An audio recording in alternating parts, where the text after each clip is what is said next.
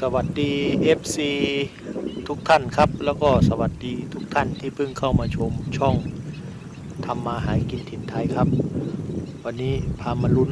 ยกยออีกวันหนึ่งนะครับเดี๋ยวมาลุ้นกันว่าจะได้ปลาไหมนะครับพามาลุ้นกันว่ามื้อนี้สิมีผู้ใดหมานบ่หมายมื้อนี้ค่อนข้างกว้างครับต้องย่างลงไปยกไกลๆเดี๋ยวมาเบิ่งว่าที่ได้บ่มื้อนี้นะครับที่หมานบ่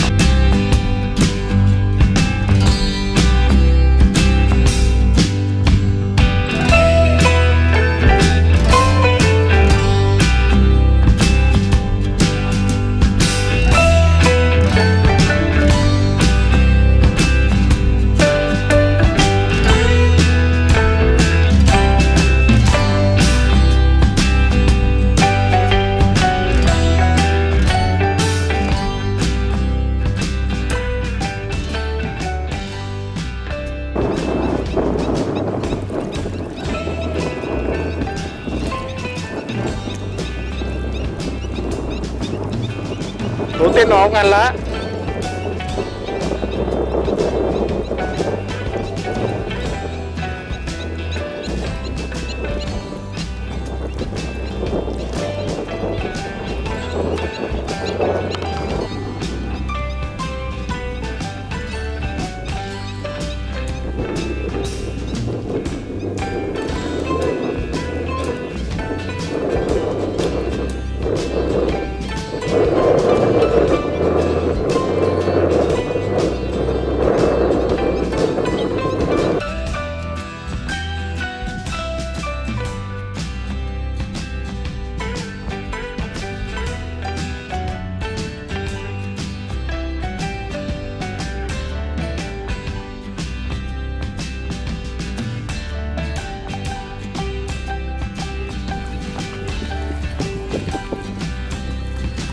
ปลาไปถึงป่าเลย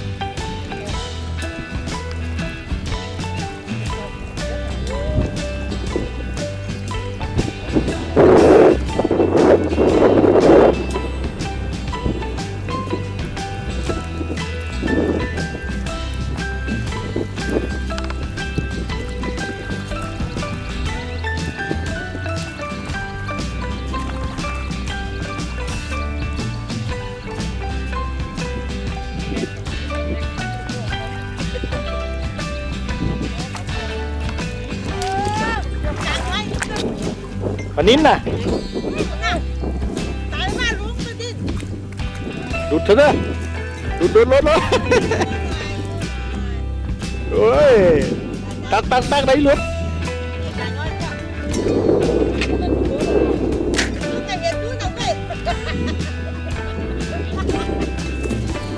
หัวใหญ่ทำไร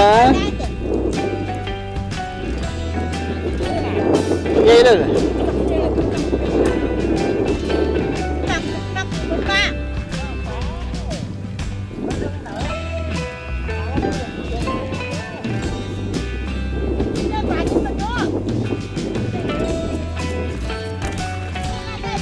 นิ่งเงี้ยคุ้มแล้วละวันน่ะแต่นิ่งเงี้ยยกบดมือกันล้อปนิดตัวนี้แหละวะ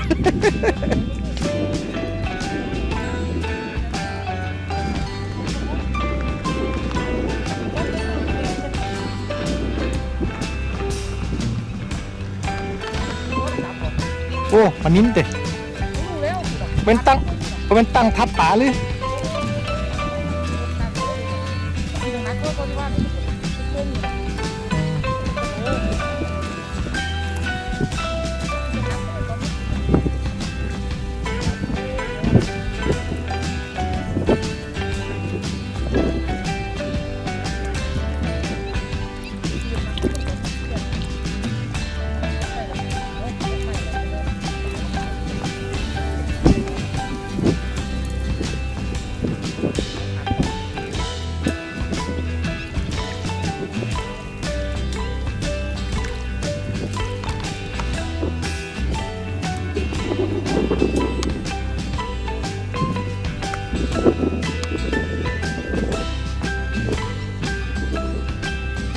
แต่ปลาสูตรคือบดินปกติปลาสูตรเต้นดีอย่างเดียว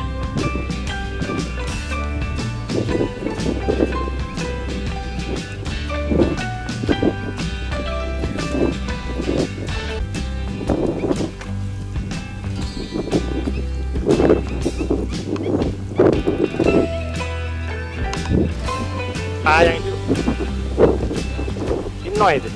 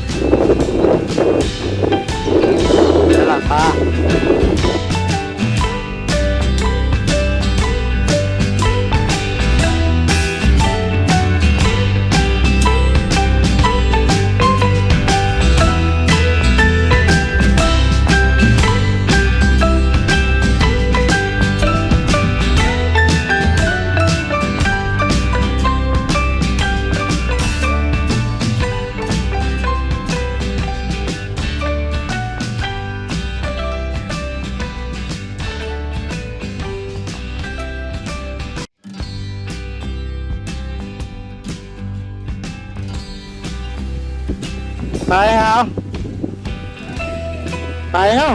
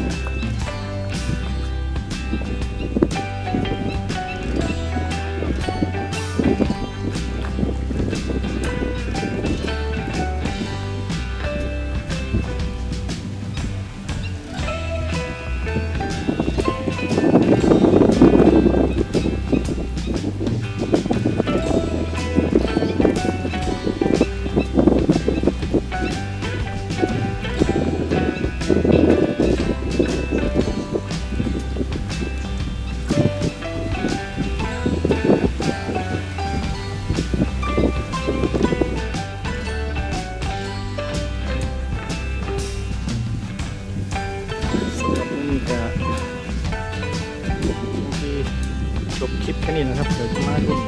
ปลากันว่าเราดูปลาเราจะได้หลายสิ่งใด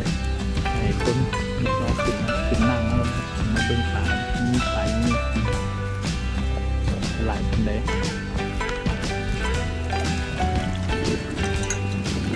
ต้องได้ปลาหลายด้วยระเบียบได้ปลาบุญโคตรระเบียบได้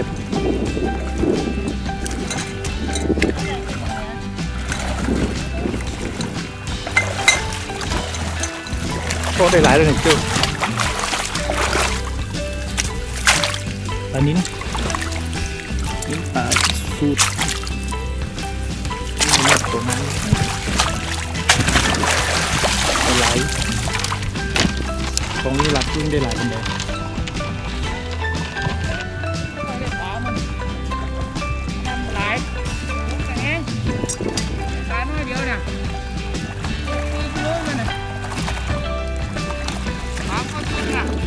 โอ้ได้หลายเลยนะปลานิ้นกับตัวงามเลยเนาะจู่ก็ได้หลายอยู่จู่ได้หลายวะโอ้ได้หลายกูมูสองคน